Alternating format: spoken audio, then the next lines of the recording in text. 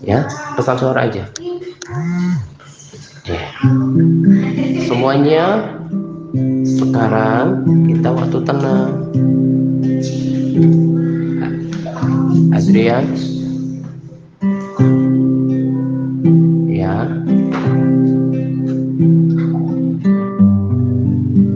kita fokus sama Tuhan. Katakan dengan senang hati ya, Tuhan dengar loh semua apa yang kita katakan. Katakan dengan hati, dengan hormat sama Tuhan.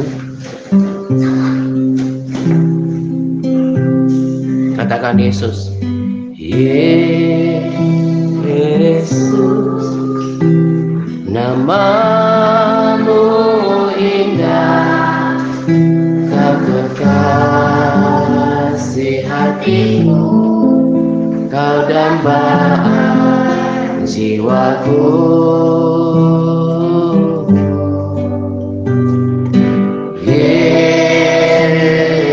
Yesus, ku cinta padamu, selalu dekat padamu, itu kerinduanku.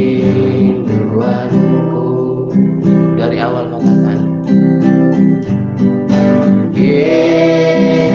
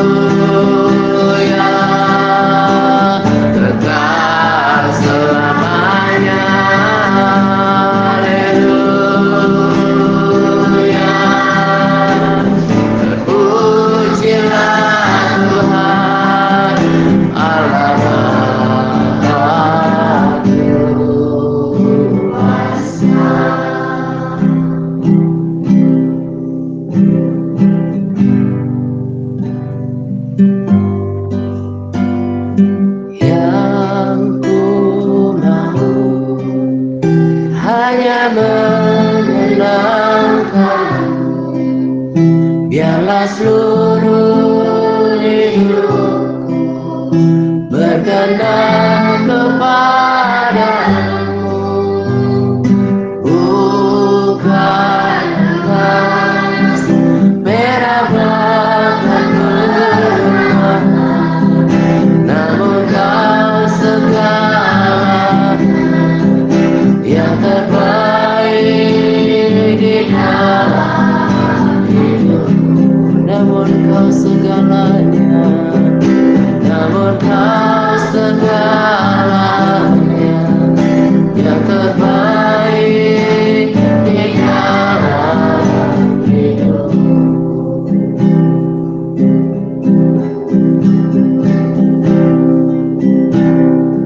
Biar Engkau dengar isi hati dari anak-anak ini ya Tuhan. Kami mau selama hidup di dunia ini menyenangkan hati-Mu ya Tuhan. Dan kalau hati-Mu sudah disenangkan, pasti berkat-Mu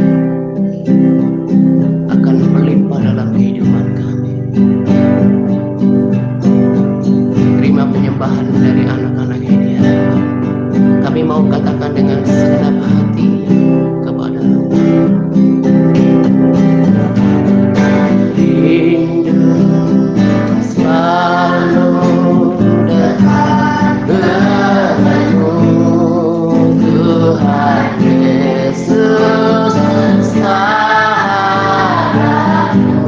Engkau setia, Engkau setia dan segala hariku hidup karena kasih-Mu.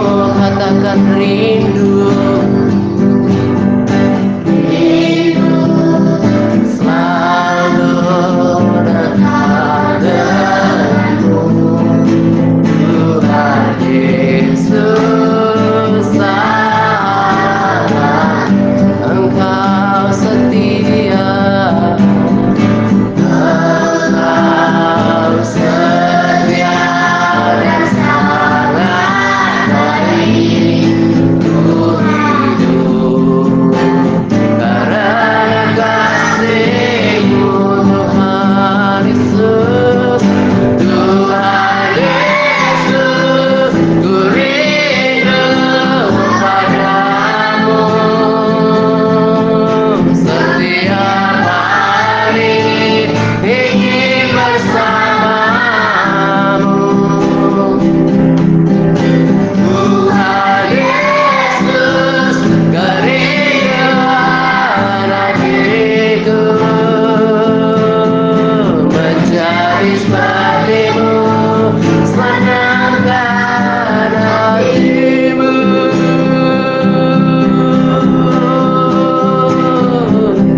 Katakan rindu, rindu selalu dekat denganmu, Tuhan Yesus sahabatku.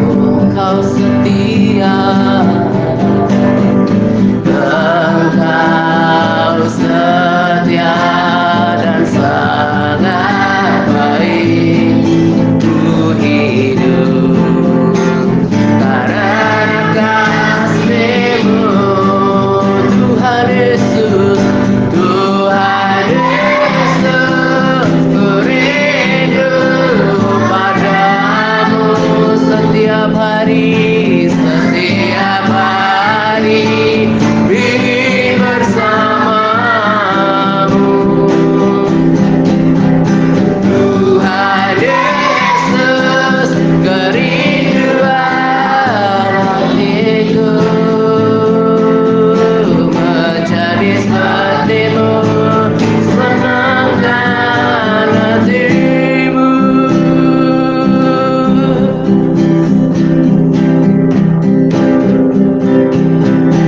Tuhan Yesus, rindu padamu, Yes Lord, setia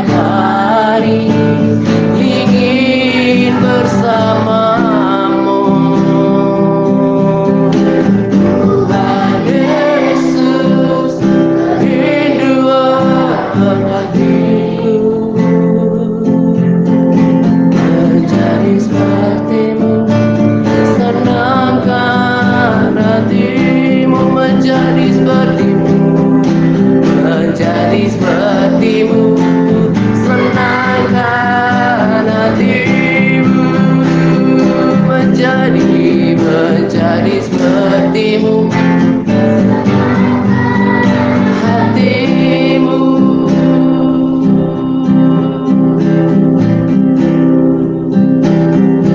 Ini doa kami,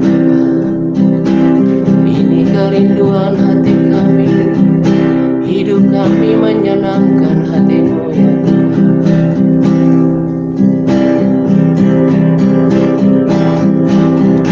Tuhan selalu menolongku,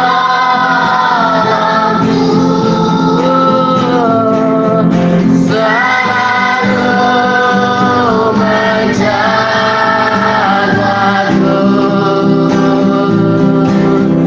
selai di rambutku tak akan terjatuh tanpa seizinmu. Tuhan selalu menolong, selalu menjagaku, selalu menjagaku. Dia mengenyangkanku, dia mengenyangkanku dan peliharaku seumur hidup. Tuhan selalu menolongku, Tuhan selalu menolongku, selalu menjagaku, selai di rambutku tak akan terjatuh tanpa seizinmu. Haleluya. Tuhan selalu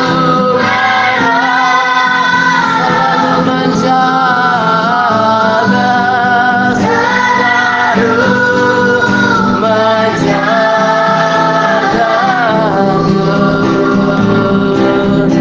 Dia mengenyangkanku, peliharaku seumur hidup.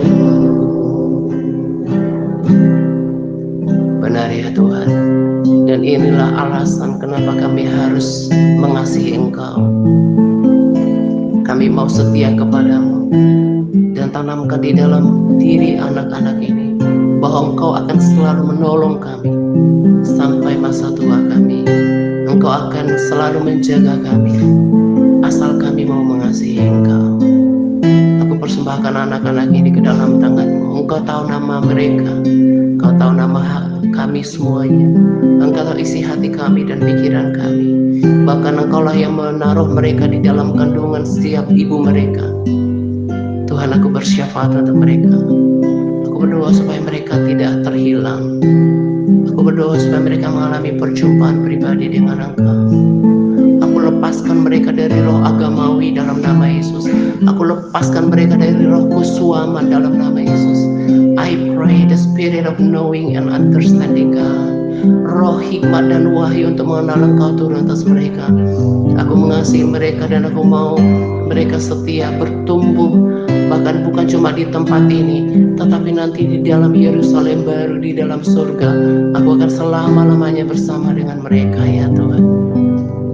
Meteraikan nama mereka. Aku sungguh berdoa, buka pikiran mereka supaya mereka mengerti bahwa kerohanian itu lebih penting, karena di bumi ini cuma sebentar, nanti di dalam kekekalan itu kekal abadi selama-lamanya. Itu yang juga kami kerjakan di tempat ini. Aku mengasihi mereka. Aku sungguh berdoa supaya mereka mengalami Engkau sama seperti aku mengalami Engkau ya Tuhan. supaya mereka bersemangat, bergairah membaca firman-Mu, memuji, menyembah Engkau, bahkan menjangkau orang. Aku berdoa, tanamkan visi yang sama di dalam hati mereka, supaya mereka tahu apa yang kami mengerti, apa yang kami mau lakukan di kota ini. Kami mau lebih banyak lagi anak-anak yang sungguh-sungguh di dalam Engkau, takut akan Engkau ya Tuhan. Dan Tuhan pakai kami untuk memenangkan kota ini, dari tempat ini, dari anak-anak yang biasa ini, karena Roh-Mu Tuhan akan pakai mereka menjadi anak-anak yang luar biasa. Terima kasih untuk teman baru kami, untuk Via ya Tuhan. Engkau juga yang membawa dia ke tempat ini, Engkau yang melanjutkan karya-Mu dalam kehidupannya. Terima kasih. Dan kalau sebentar kami mau dengarkan sedikit motivasi, buka pikiran mereka supaya mereka semakin mengerti tentang apa yang Engkau mau kerjakan di depan di dalam kekekalan. Aku juga terus berkati mereka, Tuhan, tambahkan mereka kepintaran. Aku lepaskan mereka dari roh kemalasan dalam nama Yesus. Hari demi hari mereka akan semakin semangat memuji, menyembah Engkau, membaca firman-Mu, dan juga semakin suka belajar. Tuhan juga berkati orang tua mereka, usaha dan pekerjaan mereka, bahkan keluarga mereka juga akan diselamatkan. Terpuji Engkau Tuhan. Di dalam nama Yesus kami berdoa. Terima kasih untuk hadirat-Mu. Haleluya.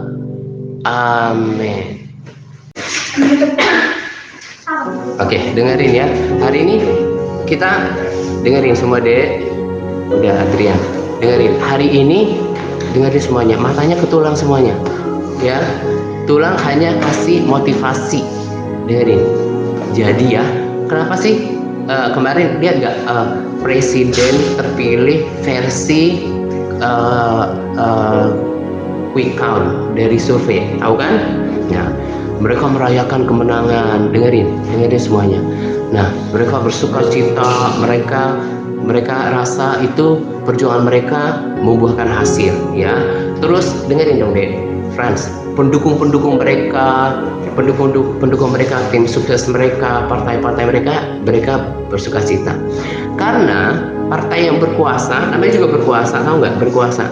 Nanti mereka memang nanti mereka juga akan ada namanya lobby di DPR.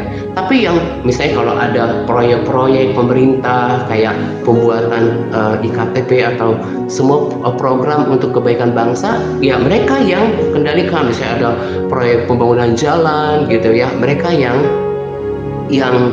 tentukan selama masa berkuasa. Ya, dengerin. Berkuasa itu artinya memerintah. Dia punya hak, kayak presiden itu punya hak untuk menentukan siapa jadi menterinya, gitu ya. Nah, dengerin. Nah, itu namanya kemenangan. Nah, kita nggak buka Alkitab, tulang mau jelasin dengan santai kayak kemarin kita ya, ngobrol-ngobrol senang gitu ya. Nah, kalian dengerin. Nanti kalau kita udah mati, ya, terus Yesus udah datang, dengerin. Akan ada kehidupan. Jadi kehidupan yang sekarang di bumi ini, dengerin, cuma sementara. Coba bilang cuma sementara. Yang keras, cuma sementara. Ya, dengerin. Ada cerita. Jadi tahu nggak, murid Yesus yang sering dibawa oleh Yesus entah ke gunung, entah diajak kemana, itu ada 3. Siapa namanya? Perhatikan nggak? Petrus, Yakobus, dan juga Yohanes, adiknya. Dengerin. Ketika itu ibunya Yakobus dan juga Yohanes bilang, "Guru, taruhlah ini anakku ini, satu sebelah kirimu, satu sebelah kananmu." Dengerin, untuk memerintah. Terus dengerin ceritanya. Terus kata Yesus apa? Ya, kamu gak berhak untuk menentukannya. Ya, aku yang nanti menentukan hak-hak mereka, sama seperti Bapakku menentukan hakku. Jadi hak itu, dengerin dong Adrian. Hak itu identik dengan namanya kekuasaan, ya. Jadi tadi udah tulang contohkan yang kita bisa lihat sekarang, orang partai yang menang, ya. Nanti kalau dia benar sesuai dengan hasil KPU menang, tahu nggak orang-orang yang menang itu apa? Wajahnya sumringah, bersukacita, ya kan? karena mereka berkuasa, punya hak-hak gitu ya. Kita doakan mereka bisa memimpin Indonesia dengan benar gitu ya. Nah itu cuman kamu dikasih pengertian bagaimana orang yang memerintah berkuasa itu nanti hak itu kan identik dengan jabatan. Terus misalnya pejabat, kemudian yang punya posisi bagus dia punya hak-hak, punya kekuasaan. Nah nanti kalau Prabowo jadi presiden, dia kan jadi pemerintahan eksekutif namanya. Nah dia akan menentukan Prabowo yang menentukan siapa menterinya ya. Jadi namanya selama pemerintah 5 tahun dia akan menentukan siapa menterinya, siapa dia angkat, siapa jadi kepala-kepala BUMN ya, badan usaha milik negara, semuanya dia yang tentukan. Nah sama, dengerin, nanti ketika Yesus memerintah, dengerin dong, ketika Yesus memerintah kitanya bukan cuma tidur-tiduran, enggak, tapi kita, Alkitab bilang kita akan memerintah bersama dengan Yesus. Coba ulangin, kita akan memerintah bersama Yesus. Dan itu nggak cuma sementara. Kalau si Prabowo misalnya kan itu masa jabatannya 5 tahun. Kalau misalnya dia sih udah tua, tapi misalnya kalau normalnya 2 periode bisa maju, paling 5-10 tahun, semua itu sementara.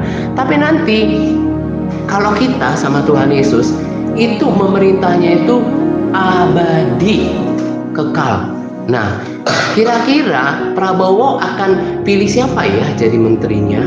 Pasti ciri-cirinya adalah selain mampu ya, Frans, dengerin Frans, selain menterinya itu mampu kan, presiden itu kan menteri itu kan pembantunya presiden, orang-orang yang membantu dia dalam menjalankan pemerintahan kan. Pasti dipilihnya yang cakap, bukan cakep, maksudnya cakap itu mampu mengemban tugas. Nah terus kemudian Vio dengerin ya, terus kemudian apa, pasti dipercaya, pasti punya prestasi, terus pasti dikenal baik sama dia ya kan. Nah sama juga dengan Tuhan Yesus nanti. Kalau Yesus nanti memerintah, dia akan pilih orang-orang yang dekat dengan dia untuk memerintah. Nanti Yesus jadi pemerintahnya Yerusalem baru, gak ada lagi bumi ini. Tuhan akan berikan nanti bumi yang baru, namanya Yerusalem baru ya. Nanti disusunlah pemerintahan yang sangat sempurna. Yesus jadi pemerintahnya. Siapa yang dipilih menjadi menteri-menterinya, menjadi pejabat-pejabat, petugas-petugasnya adalah orang-orang yang bukan cuma percaya tapi melakukan kehendaknya, berkenan kepada dia. Kata Yesus gini, si Frans ini hatinya baik, bisa dipercaya misalnya gitu ya, dia setia, dia bertumbuh. Tolong panggil Frans segala ke sini, nanti dikasih jabatan sama Tuhan Yesus. Dan itu gak bisa ditukar-tukar lagi, gak boleh cuma sebentar. Misalnya ada si X di sini, oh ini mah baca kitab aja, baca firmanku aja dia malas. Ini nggak jadi pejabat, nggak jadi pemerintah. Ini mah cuma diperintah-perintah. Jadi kalau kayak contoh aja, udah suruh ngumpulin sampah aja ini orang, cuma beres-beres, nggak dikasih jabatan yang bagus. Dengerin Adrian, ada juga ayat lain berkata gini, kalau orang menguduskan dirinya maka Tuhan akan pakai dia untuk pekerjaan yang mulia. Dengerin Mati ya. Oke. Jadi itu yang kita kerjakan di sini. Makanya kerohanian itu lebih penting daripada belajar, tapi bukan berarti nggak belajar. Nah makanya kebalik orang tua Kristen, lihat kata firman, cari dahulu kerajaan Allah dan kebenarannya, maka semua itu akan tambahkan. Yang benar, cari Tuhan dulu, berdoa dulu, baca firman, baru bekerja. Ini suka dibalik, kerja terus kalau minggu nggak capek baru ke gereja. Setiap hari sampai Jumat kebiasaannya nggak berdoa. Makanya orang-orang Kristen kebanyakan tidak mengerti kehendak Tuhan, bahkan dia hidup di luar daripada kebenaran firman Tuhan. dan tidak sedikit juga yang hidupnya berantakan. Orang kayak gini nggak mungkin dipilih Tuhan nanti untuk memerintah bersama dengan Dia. Jadi kamu harus ngerti, yang sekarang mah sementara.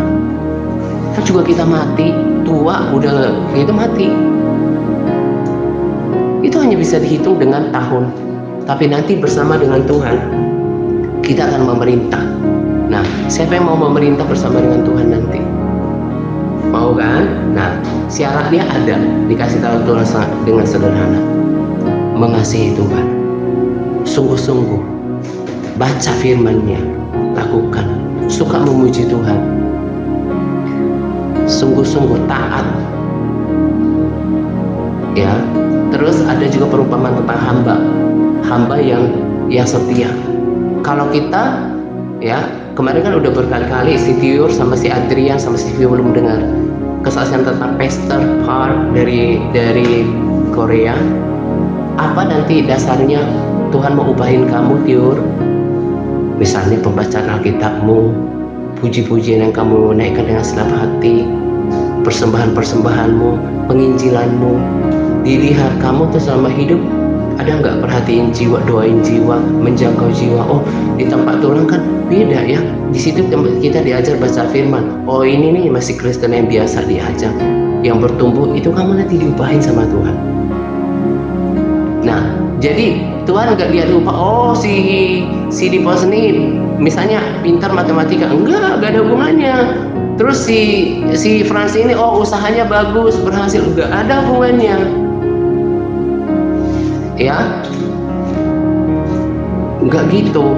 Tapi dilihat daripada hati yang mengasihi Tuhan. Tuhan nggak lihat rupa, Tuhan nggak lihat kepintaran, Tuhan nggak lihat kekayaan, Tuhan lihat hati. Coba bilang, Tuhan lihat hati.